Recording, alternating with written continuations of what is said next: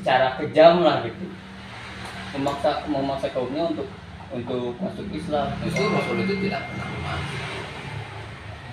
Ya dia terus punya pemikiran, tetap sih kalau misalkan di dunia ini ada sistem khalifah, ada sistem Quran sama Sunnah, insya Allah Sunnah bakal berdiri. Makanya kan ada kalimat Qur'aiko hafidin, tidak ada paksaan dalam beragama. Nah itu selalu digaungkan Rasul. Terjadi peperangan adalah ketidaksepahaman. Jadi Rasul sebenarnya tidak menginginkan peperangan. Sangat tidak menginginkan.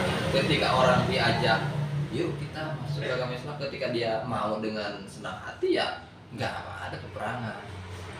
Tapi ketika Rasul mengajak lalu malah ditentang dan diperangi, Rasul itu diperangi, bukan memerangi ya, diperangi. Adapun peperangan ketika memang sudah terjadi kesepakatan untuk berperang. Jadi ada konsensus dalam peperangan itu, ada perjanjian bersama dulu nih, tuh ujung-ujung nyerang, tuh ujung-ujung batuk bersarara gitu. Peperangan enggak gitu kan, seperti itu. Jadi perang itu ada konsensus, kamu sekian pasukan, saya sekian pasukan, yuk kita berperang, gitu kan, seperti itu. Dan ketika memulai pun kan ada prolog dulu, dia bertemu, apakah pemimpinnya ini yang akan duel one by one ya, seperti Sayyidina Ali dan Umar itu kan, yang dengan megahnya gitu kan, dengan cukup kalah pemimpin maka tidak usah berperang kan, itu sebetulnya banyak alternatif pada saat itu, tidak langsung ujuk. Waalaikumsalam. Salam, weh. Ini ada teman-teman. Jar. Mana sih ini? Kan lagi ke sini. Oh, ajak atuh ka dieu sadayana. Gitu, jadi enggak Beli bubur siapa? Bubur. perang juga, tapi Bubur naon? ada kesepahaman Cangjo. dulu, gitu kan. Kalau tidak paham baru Berapa?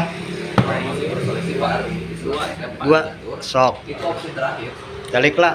Kalem Jar. Tema paburan. Bukan karena ada juga, karena itu punya pemikiran. Kita mau untuk saat ini sampai ke depan, ya mungkin Anda bakal terus menggunakan pola pikir gitu, akal. Terlalu fanatik terhadap agama tidak, terlalu fanatik terhadap Anda juga tidak. Tapi Wah, berarti malu setengah-setengah. maksudnya kita mencari solusi dengan mencari jalan keluar gitu, Pak. Ya, terus bagus terus.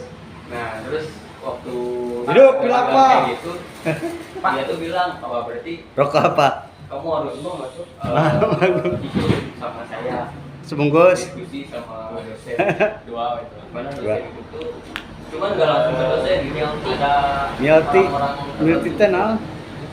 yang mana di mana saya nilainya pendapat, dia mendengarkan, dan bila mana kita Ini ada yang salah, bukan dia menyalahkan tapi memberikan dasarnya. Bapak tuh nggak apa, Kan kalau Anda lebih setuju ya kayak gitu, berarti ada yang ngedukung juga gitu kan. Oke, tapi Anda mau lihat dulu nih orangnya kayak gimana. Takutnya kayak waktu Anda pernah ikut kajian sama dia terlalu ngomong aja Jar ya. si pematerinya tuh terlalu memakai apa sih namanya tuh, fanatik terhadap agama gitu ya, maksudnya mengenyampingkan hukum adat, bahkan tahlilan itu kan asalnya dari apa sih, dari Hindu terus masalah pacaran nggak boleh di dalam agama, nggak boleh gini haram Ya emang nggak boleh kalau haram dari Allah. pokoknya terlalu anarkis lah. Sedangkan ini kalau masalah adat itu enggak. Jadi Al-Quran itu digali pemahaman hukumnya dengan ijtihad. Iya, ijtihad. Lahirlah mazhab, lahirlah penafsiran. Kita kan tidak langsung ke Al-Quran ya, karena kita bukan ahlinya. Akhirnya kita belajar dari orang-orang yang mengijtihadi.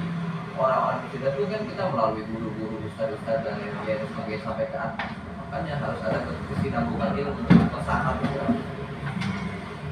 Nah, dalam hal adat di dalam ijtihad itu melahirkan fikih atau usul fikih itu yang asal muasal bagaimana lahirnya hukum-hukum kan kayak wajib, haram, sunnah, makruh itu adalah bentuk daripada hasil ijtihad, gitu kan? Bentuk daripada hasil ijtihad.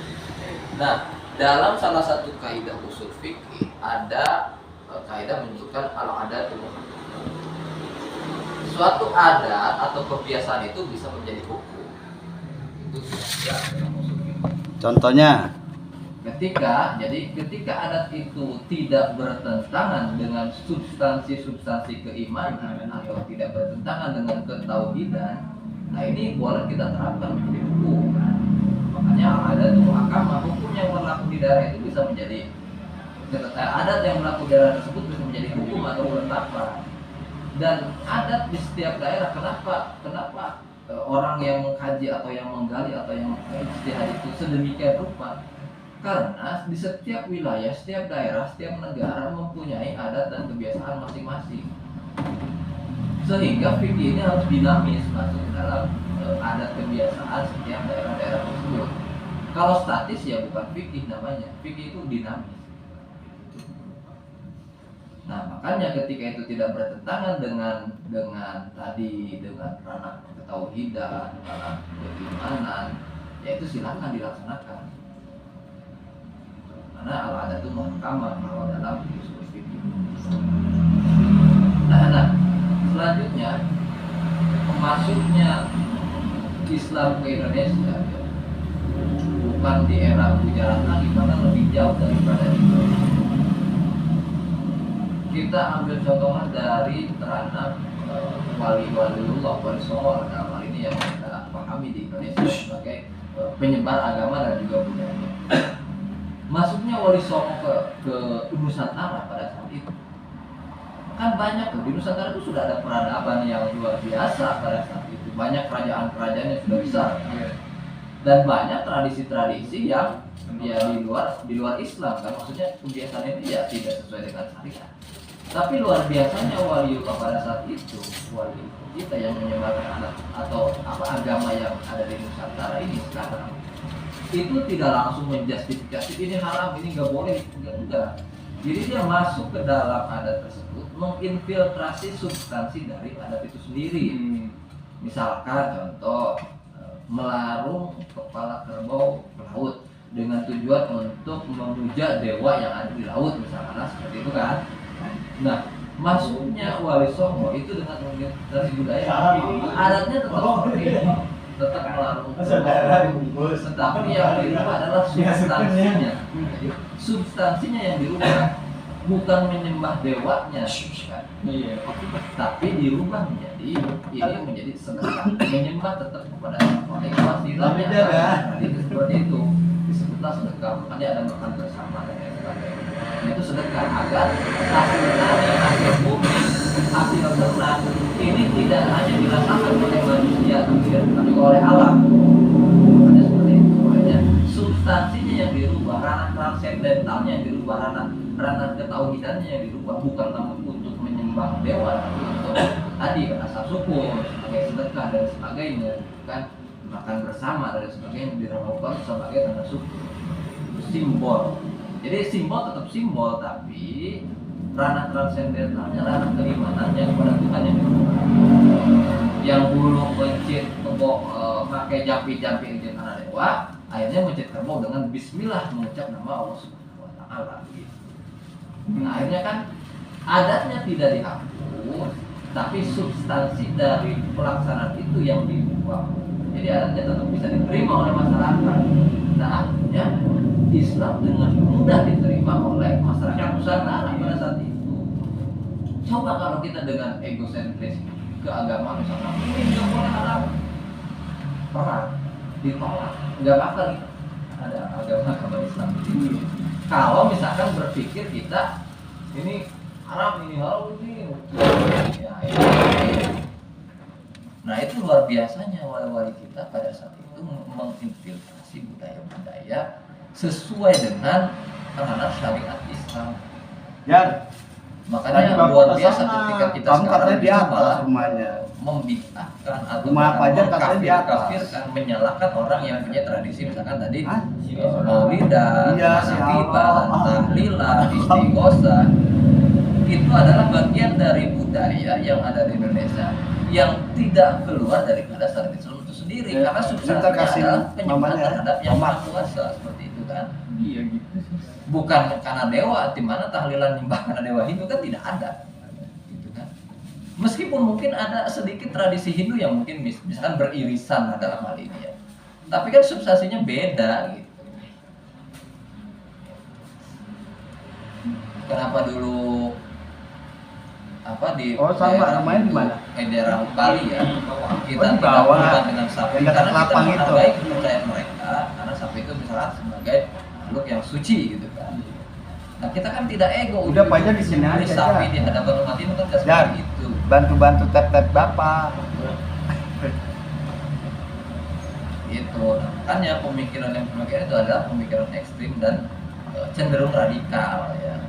Pemikiran kita itu harus moderat. Moderat itu tawazun, tasamu. Kita harus berpikir di tengah-tengah. Jadi agama ini sebagai jalan tengah, tidak condong ke kiri menjadi komunisme, tidak condong juga ke kanan menjadi ekstremisme seperti itu. Kita harus tetap di jalan tengah. Itu namanya moderat. Moderasi dalam melaksanakan tata cara ataupun etika beragama. Sehingga kita tidak mudah Sama ini menyamakan, doang. tidak juga cenderung Ini memihak. bubur doang. Oh, jadi kita sesuai dengan koridor syariat. Seperti itu. Ya bahkan kan kalau Nanda yang Nanda tahu gitu dari Ya. guru Nanda, kalau misalkan kita mengkaji apa sih mengambil hukum langsung dari Quran sama juga apa ya, bagi kita yang sudah belajar kitab pasti ngerasa apa sih namanya tuh kejam. Maksudnya kejam gimana? Al-Quran sama As-Sunnah itu general sifatnya, Iya, dan enggak bukan ya, makanya apa sih para ulama ada beberapa mazhab karena melihat situasi dan kondisi, makanya Itu, ada itu. fikih, Jadi- ada tahawulat. jadi Al-Quran itu kan seperti buah yang harus kita kupas. Lupa. Ini berapa sih? Lupa gua. Ada gitu catatan. Enggak ada. Ada Enggak ada. mastik. Kayak kita makan durian nggak mungkin dilahap, Iya. tapi harus dikupas dulu. Nah, proses mengupas, kalau kita tidak mengupas, kita harus menyerahkan pada ahlinya. Ahlinya ini adalah mujtahid, orang yang berijtihad menggali hukum-hukum dalam Al-Quran. Kapasitas kita itu bukan kapasitas yang mampu untuk menggali hukum-hukum, kecuali Anda belajar di pesantren, belajar kitab-kitab, belajar 12 fan kita mulai dari fikih, mantik, dan lain sebagainya gitu ya. Baru mungkin itu pun kita tidak bisa Lu pakai es gak, Jar? Pakai es gak? Ya langsung tidak bisa mengijtihadi seperti Gak usah. Kalau pakai es 6.000, kalau nggak usah 4.000. madhab dan lain sebagainya. Kita Nggak usah. belum ada kapasitas ke sana. Maka kita tidak bisa langsung Panas, menghakimi berarti, atau Jar. menghukumi sesuai dengan apa yang dalam Al-Quran, karena itu bukan kapasitas kita. Maka kita mengikuti apa yang sudah diijtihadi oleh para mujtahid, lahirnya fikih, lahirnya usul fikih. Nah itu bagaimana kaifiyah sholat, bagaimana tata cara berwudu, bagaimana tata cara berzimah, itu kan kaifiyah yang diambil dari Al-Quran, diijtihadi, dijadikan fikih. Nah, fikih itu baru kan lahirnya wajib, sunnah, haram, makruh, mubah dan lain sebagainya gitu kan. Ya, bahkan Nanda tuh ngasih asumsi ya, yang dari guru Nanda itu kalau kita langsung ngambil Nggak dari bisa. Quran Nggak itu bisa. terlalu kejam. Nah dia tuh bilangnya, wah justru kalau misalkan kita harus mengkaji kitab kita, justru itu yang lebih kejam. Kenapa kalau misalkan kita harus apa sih? Kenapa manusia enggak waktu belajar pertama enggak langsung ke kitab aja tuh, kalau malah ke Quran? Kata dia tuh malah ke Quran, enggak ke kitab aja. Sedangkan otak manusia itu tidak bisa menampung apa sih beberapa kitab yang ada yang ada gitu. Bahkan itu menurut saya lebih kejam, karena yang ngapain lah kita jadiin Quran sebagai pedoman kalau misalkan kita harus harus mengikuti kitab-kitab yang ada di Indonesia, bahkan kitab-kitab di Indonesia juga pilih-pilih gitu. Yang mau punya tapi tetap ujungnya ke kitab juga kan. iya Gitu. Jadi sebelum gitu gini aja, dibawain Al-Quran, suruh tafsirkan aja Al-Fatihah. Suruh tafsirkan Al-Fatihah dengan penafsirannya dia gitu. Tong jauh-jauh ke Al-Quran dan tafsirkan kita Al-Fatihah. Jangan pakai kitab kalau karena dia menganggap bahwa kitab itu bukan pedoman. Suruh aja tafsirin Al-Fatihah, mubeng. Artinya kan itu bukan kapasitas kita di sini. Makanya ulama-ulama terdahulu mengijtihadi dengan luar biasa, dia berbekal ilmu yang luar biasa mengijtihadi Al-Quran supaya pada zaman sekarang kita mudah untuk memahami Al-Quran gitu kan. Sudah dipermudah dengan luar biasa oleh ulama-ulama terdahulu. Pun itu pun kan terdapat perbedaan dalam penafsirannya gitu kan. Terdapat perbedaan mazhab dan lain sebagainya. Ya itulah adalah hasil ijtihad yang luar biasa gitu. Dan itu diakui oleh seluruh ulama di dunia.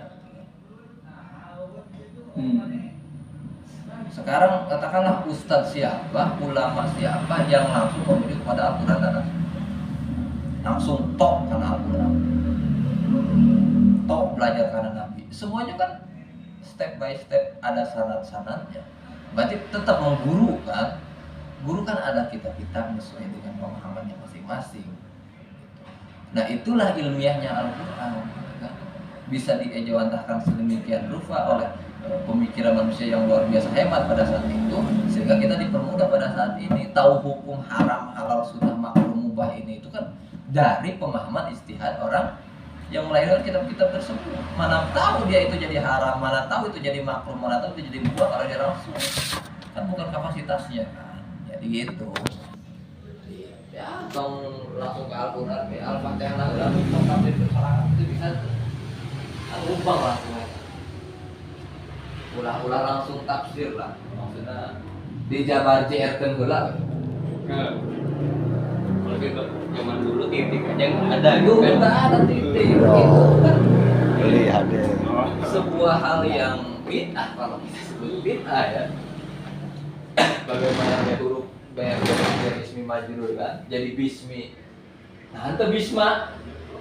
So, itu kan ya. Nah, ante bisma. Nah, bismi. Itu kan pemahaman istihad gitu kan. Dulu itu tidak ada jawaban dia pada zaman Rasul itu. Itu kan kalau harus rasis sekalian, Al-Quran yang di dunia ini juga sudah lah. Kalau harus rasis lo kan.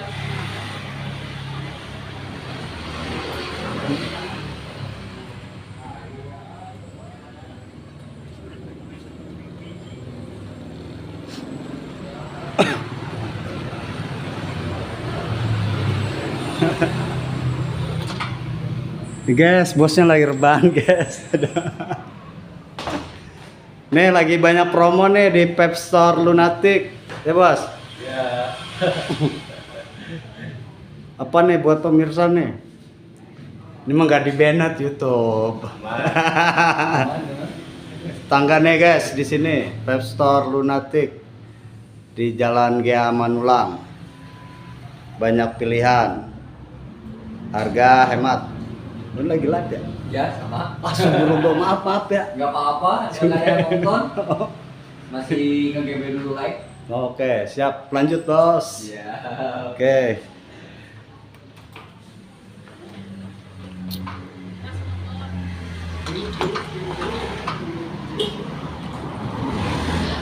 Ini Burjo rame, guys. Membahas tentang hilafah. Ya kecuali emang buat sosialisasi gitu kayak apa sih fatwa itu kan maksudnya buat ini kan